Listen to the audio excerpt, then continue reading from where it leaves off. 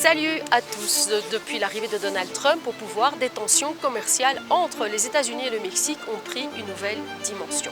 Et cette fois, ce sont les consommateurs mexicains qui passent à l'action. Marcas de leche mexicanas. Deliciosos. No olvidemos que nuestro México es un gran país productor de muchísimas cosas. Cosas de gran calidad.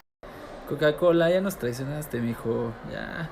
Adiós. Que viva México, que viva su gente, que viva su flora, su fauna, su ambiente, que viva su cultura, su raza, su léxico. Ya nos atoraron con el 25% de aranceles, no vas a resolver nada gritando. Pégale donde más le duele, que es en la economía. Deja de consumir en Walmart, en Starbucks.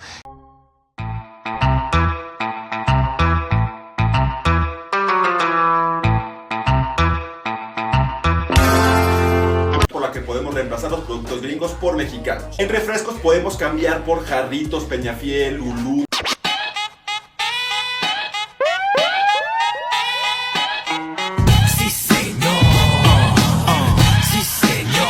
Marcas mexicanas que debemos consumir.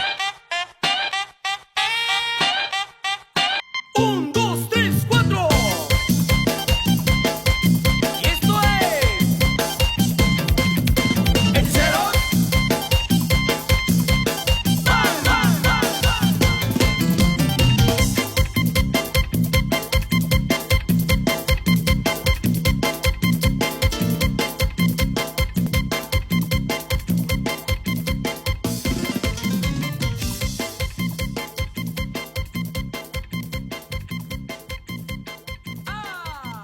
D'après une étude d'Ipsos Mexico, 60% des Mexicains se disent prêts à arrêter d'acheter des produits américains en réponse aux droits de douane imposés par Washington. Et sur les réseaux sociaux, un mouvement a littéralement explosé, il s'appelle Hecho en México, autrement dit consommer local et boycotter les grandes enseignes américaines.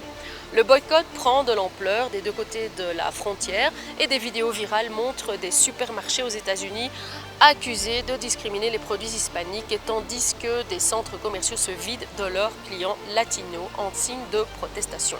Résultat, des enseignes comme Walmart Mexico ou Soriana annoncent qu'elles vont mettre encore plus en avant des produits locaux. Aujourd'hui, 91% des produits vendus chez Walmart Mexique sont d'origine nationale et le gouvernement veut aller encore plus loin. Face à cette vague de patriotisme économique, le gouvernement relance un vieux label, Hecho en México. Créé en 1978, il garantit que les produits sont fabriqués au Mexique avec des matériaux respectant les accords commerciaux. Comment reconnaît-on un produit 100% mexicain? Eh bien, tout d'abord avec le sceau Hecho en México qui certifie son origine, et puis ensuite avec le code barre qui commence par 750, preuve qu'il vient du territoire mexicain. Consommer mexicain, c'est un enjeu économique. Pour encourager cette dynamique, des foires sont organisées dans tout le pays afin de promouvoir les PME et l'industrie locale. Parmi les marques emblématiques au Mexique, on retrouve dans l'alimentation Lala, Bimbo, La Costeña, Herdes, Marinela pour les produits laitiers ou les pains, et surtout nos piments nationaux tant enviés partout dans le monde. On a Jarritos, Boing et Jumex pour les jus de divers fruits, mais surtout nous ici, on a bien plus souvent un jus pressé de goyave ou un jus de tuna qui est la figue de Barbarie. Presque toutes nos sauces mexicaines viennent de Dona Maria. Et alors surtout, nous avons notre Starbucks à nous, le Cielito, qui fait une sacrée concurrence, même si les Starbucks sont toujours assez remplis.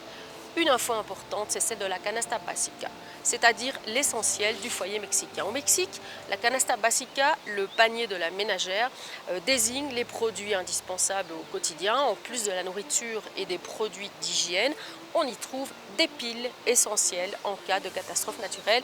Elles sont considérées importantes et de protection civile.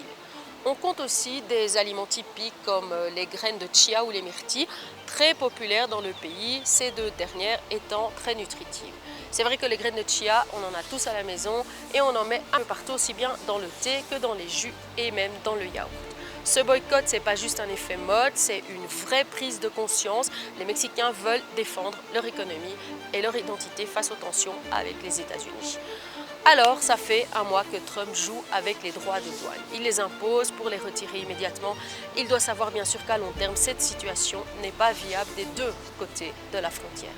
Notre présidente Claudia Sheinbaum a tenu un discours sur la grande place du Zócalo ce dimanche. Et en résumé, Sheinbaum a réussi à continuer dans le dialogue avec Trump comme elle le fait depuis le début et ça marche. Alors que dans les médias traditionnels, on a tendance à lire que le Mexique se plie face aux États-Unis, ce n'est pas vraiment le sentiment que l'on a ici. Et pour l'heure, elle a rappelé qu'il ne devrait pas y avoir de droits de douane des États-Unis envers le Mexique parce que le deal, c'est d'appliquer des droits de douane réciproques et le traité de libre-échange n'applique aucun droit de douane du Mexique vers les États-Unis. Elle a bien sûr rappelé que le Mexique allait empêcher la venue du fentanyl aux États-Unis. Et enfin, elle rappelle que nos deux économies sont tellement entremêlées qu'un changement produirait un désajustement très important. Van a saber todo sobre México.